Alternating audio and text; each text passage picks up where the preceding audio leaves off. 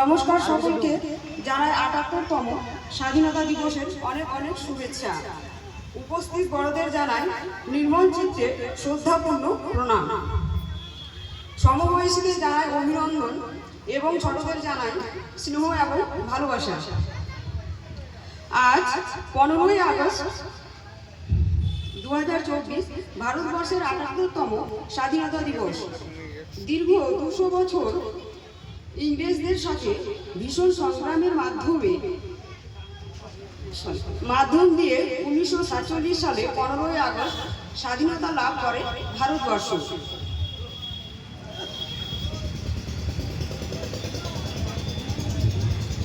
এই স্বাধীনতা আনার জন্য অনেকাংকে প্রাণ সমগ্রম, ধন সম্পদ, বেতাঘাত, বুলেটের ক্ষত, দীর্ঘ কারাবাস কত না বলিদান দিতে হয়েছে দীর্ঘ ২০০ বছর ধরে অনেক প্রাণ।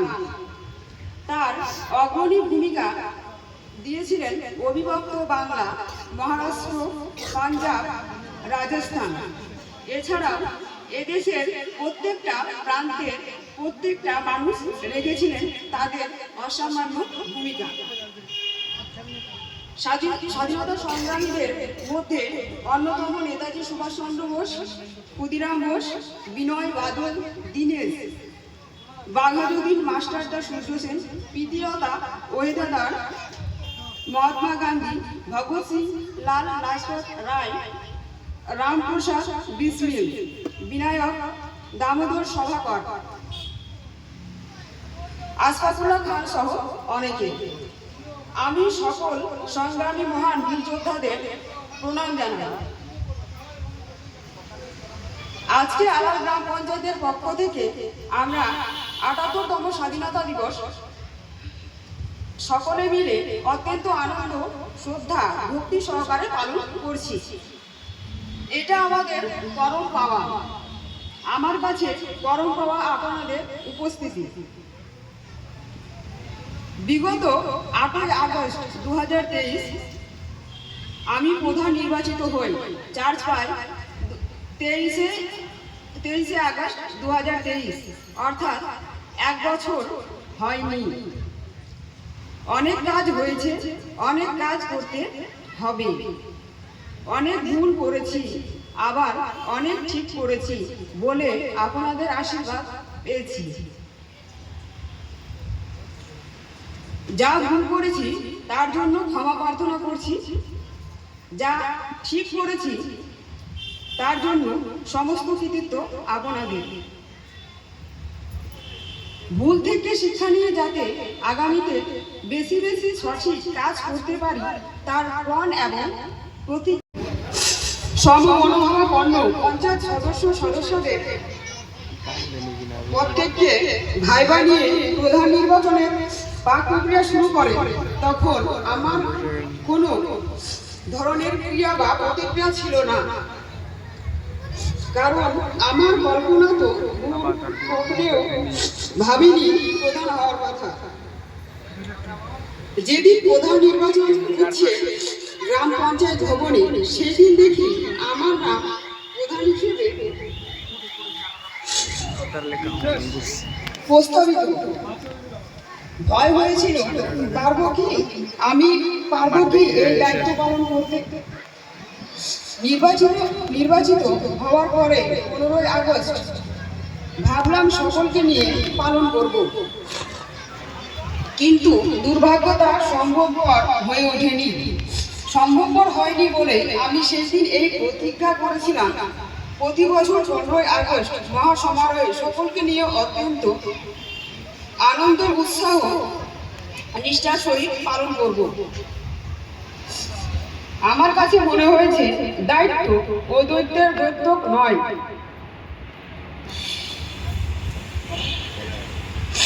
তা বিনয়, শ্রদ্ধাপূর্ণ অবস্থান এবং সামূহিক কর্মকুশলতার বার্তাবাহক। সেই চিন্তা এবং চেতনার পথে করে আমরা আমাদের প্রণাম্য প্রাক্তন প্রধান এবং উপপ্রধানদের কাছে আমার আমরা সম্মাননার সাথে ডেকেছি এবং সম্মাননা প্রদান করব। 2018 সাল থেকে 2023 সন পর্যন্ত পঞ্চায়েত আলাল গ্রাম পঞ্চায়েতের সকল সদস্য এবং সদস্যদের আমাদের সকল অফিস স্টাফের এবং আলাল অঞ্চলের মৃৎ শিল্পে কৃতি সন্তান শ্রীবাস পাল যে 27th national war festival 2024 Maharashtra হতে বাংলার অন্যতম প্রতিনিধি হিসেবে পুরস্কার বিজেতাকে আর বিদায়ী এনএস বুজলুর রহমানকে সম্মাননা জ্ঞাপন করব। সম্মাননা প্রদান করব আলাল গ্রাম পঞ্চায়েতের উন্নয়নে প্রকৃত রূপকারী বিভিন্ন এজেন্সি তথা ঠিকাদার সংস্থাকে। আরো একটি কাজ করব বলে ঠিক করেছি। আমি যেই ঘরে বসি তা স্বগত শিক্ষক এবং প্রাক্তন প্রধান আলাল গ্রাম পঞ্চায়েত ও বিশিষ্ট সমাজসেবী শফাতুল্লাহ মিত্রর নামে নামকরণ করতে বিশিষ্ট সমাজসেবী শফাতুল্লাহ মিয়ার নামে নামকরণ করতে এবং প্রধান উপপ্রধানের উপপ্রধানের ঘরটি প্রথম প্রধান আলাল গ্রাম পঞ্চায়েত বড় চৌধুরীর নামে নামকরণ করতে।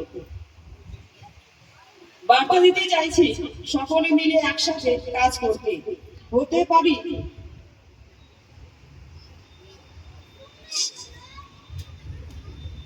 পারি রাজনীতি না জানা, না বোঝা রাজক সম্প্রদায়ের পিছিয়ে পড়া সমাজের প্রতিনিধি। অনেকের কাছে হতে পারে অযোগ্য, আসুন না আপনার যোগ্যতা আপনার কুশলতা দিয়ে এই অঞ্চলটাকে সুন্দরভাবে সাজিয়ে তুলি এবং সর্বোচ্চ পরিষেবা প্রদান করে আলাল অঞ্চলের সমস্ত অধিবাসীদেরকে আপনাদের সকলের ভূমিকা থাকুক এই প্রয়াসে। তাই বিশেষ জনার্দনের কাছে মাথা নত করে সহযোগিতা চাইছি বিরোধী পঞ্চায়েত সদস্যা এবং দলনেতার কাছে। আসুন আমরা সকলে মিলে সমস্ত ধরনের বর্ণ বৈষম্য বা রাজনৈতিক ভেদাভেদকে দূরে সরিয়ে রেখে এই গ্রাম পঞ্চায়েতকে একটি আদর্শ তথা মডেল গ্রাম পঞ্চায়েত হিসেবে গড়ে তুলি। আমার স্বপ্ন মালদা জেলা তথা রাজ্যের মধ্যে আলাল গ্রাম পঞ্চায়েত শ্রেষ্ঠত্বের আসন লাভ করুক এবং তা আমাদের সকলের প্রয়াস এবং সাহায্য সহযোগিতার মধ্যে দিয়ে এই প্রার্থনা রাখছি। আর তা যদি করতেই হবে তবে অফিস কর্মচারী, সকল পঞ্চায়েত সদস্য, সকল এজেন্সি সংস্থা এবং জনগণের সর্বত্রে ভাবে প্রয়াস করতে হবে।